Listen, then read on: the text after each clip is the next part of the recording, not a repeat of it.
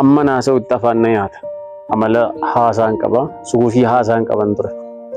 Amaloota namoonni baay'een ana irratti arganii ana irratti jibban ara irratti argan ofirratti xiyyeeffachuutti ka'ee amalli sun baay'ee jibbisiisoo akka isaan ta'an hubadhe sadiin isinitti hima.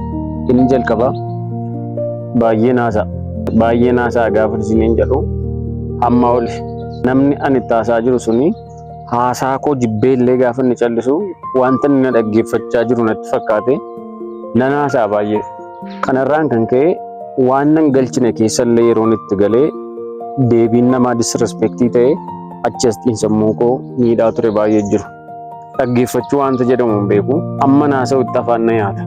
Amala haasaan qaba, suufii haasaan qaban ture. Inni lammaffaan haasaa namaan ficcisiisu. Gaafa namni haasaa tokko haasa'utti ka'u utaaleen gidduu gala. Haasaa nama sanaa osoo inni waan barbaade ergaa barbaade hin dabarfatin gidduutti kuteen haasaa namaa sana keessa gala.